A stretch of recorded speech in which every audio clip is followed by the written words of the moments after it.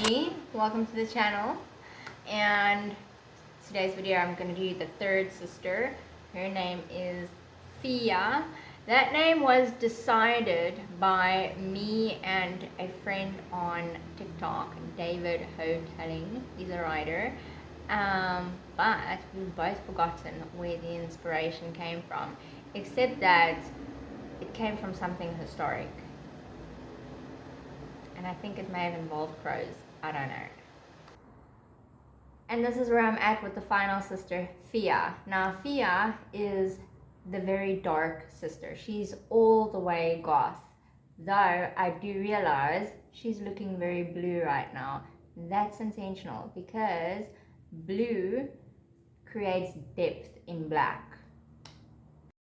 And so starts the process where I cover the hair in blue. Though, if I had to start this over again, I would do it the other way around. I would start with black and blend the blue in.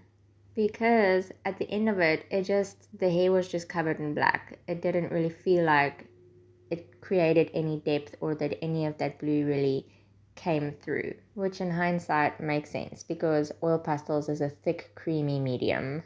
And I say that like it created problems, but it didn't actually. Because like I said, when it comes to the oil pastels, I'm yet to find the limitation. So I could just keep adding more and more until I got the color right. But this is where I'm at and it's looking pretty rough. But because the black covers so completely, I left little bits of blue on purpose. But just like that, boom. Smooth, beautiful hair.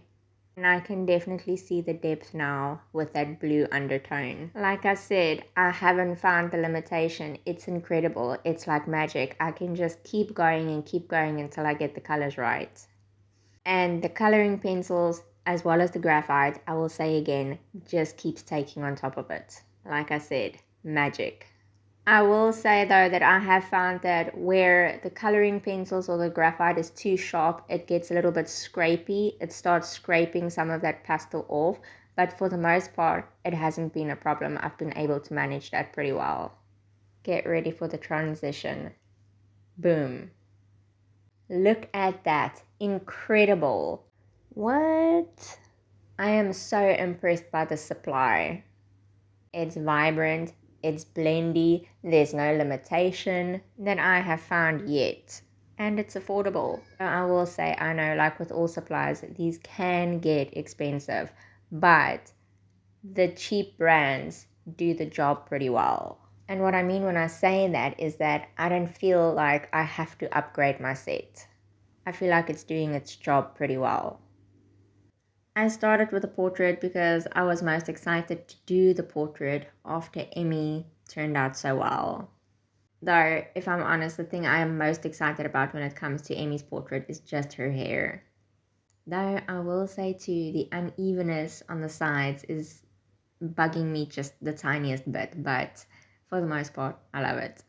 Long story short, I started with the portrait side because of Emmy.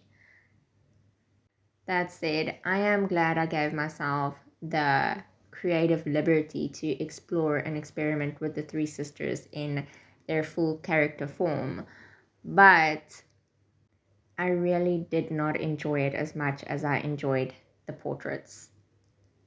And just because it is something that I've been revisiting lately, I am noticing a pattern of sorts. And that is when it comes to portraits in this style, I love it. I enjoy it so much and I'm good at it. The bodywork, not so much. But when it comes to bodywork in realism, I do that really well. When it comes to portraits in realism, I can't do it. I struggle. Out of all three of the sisters, this one is my favorite. I think it came out the best out of all of them, aside from Emmy's hair. Emmy definitely has better hair. But other than that, I love this one so much and it came out better than I expected. Though I will say her facial expression came out just a tad too worried for my liking. In my head, Fia is the most confident sister of all the sisters. And yet she looks like the most worried and insecure one out of all of them. Which is cool. It's not a train smash. It works for the creepy cute theme and incidentally for the super goth vibe, if we're gonna get stereotypical about it. Which of course was not the plan at the offset. Anyway, moving on to the body side of Fia. Am I stoked about how she came out? No. But that's only because I 100% half-assed this one. I just wasn't excited by it, not in the same way as I was by the portraits. So by the time I had the full portrait done, I was just not interested in the full character. But just like that, boom, there she is. Also, I was really feeling the finger snaps for the transitions in this video. But they work really well, and they're super fun. But now, finally, we can get into Fia's quote. And hers reads, "I have loved the stars too fondly to be fearful of the night," by Sarah Williams. The words come from a 19th century poem titled "The Old Astronomer to His Pupil."